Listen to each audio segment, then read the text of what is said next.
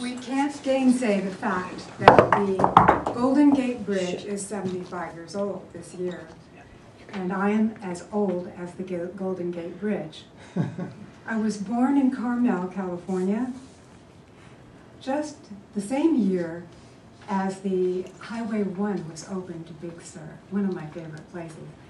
I came from a family of 50 people, grandparents on both sides, aunts and uncles.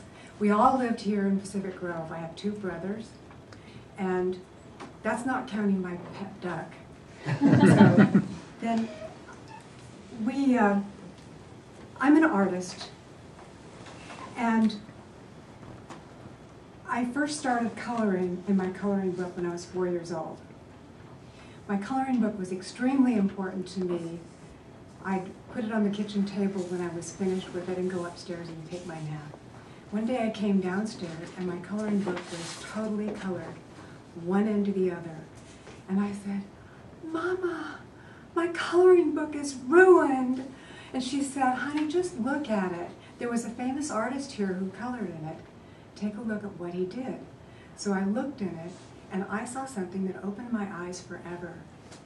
The trees in there had sun coming down on one side, and it was yellow and orange and pale greens, and the other side was very dark and blue and purple and shady.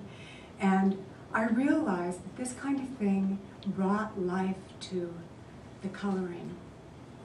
I decided that I needed to draw for the rest of my life. And I acquired quite a number of pieces of work. And when I was a teenager, I went door to door. I thought maybe I'd find out exactly how I was accepted. So I'd go door to door and sell my work for $1. Some people bought it, and some people just gave me incredible encouragement. Then I was married and had 3 children.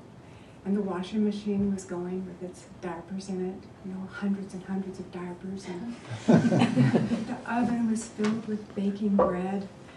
And my painting was cut out in a little corner. I had a little table there, and I wanted to paint the ocean and all of the rocks and things, but there wasn't very much time to go down there.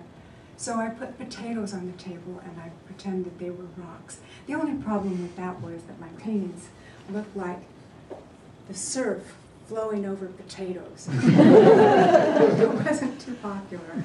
But I did put those paintings together and took all of my courage in my hands and went to Chouinard Art Institute and applied there. They accepted me, gave me a 4-year scholarship, and I was so surprised.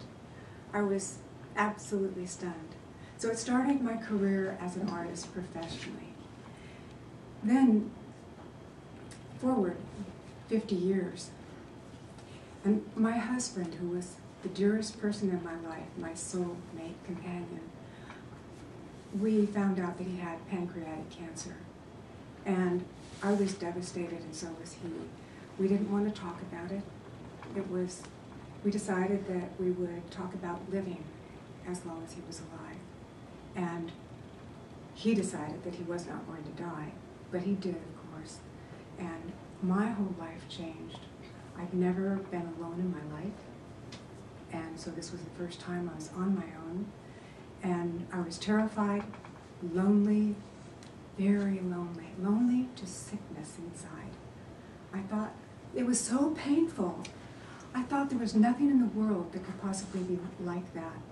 I didn't eat, I couldn't paint, and then finally I decided I need to do something about this because I'm going to die if I don't. I went to church and I heard Father Jerry say, "If you want to live, follow me after church. I'm going to the people who are dying and sick and don't have anybody to visit them."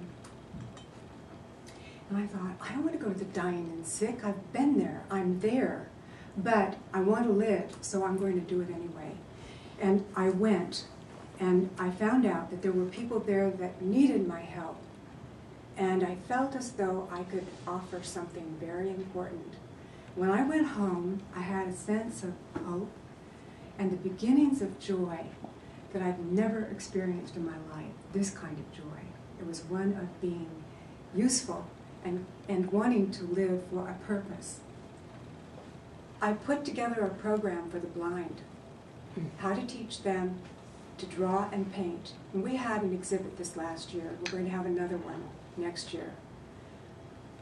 I'd like to tell you something that Helen Keller said. She said that life is either daring adventure or nothing at all. Thank you.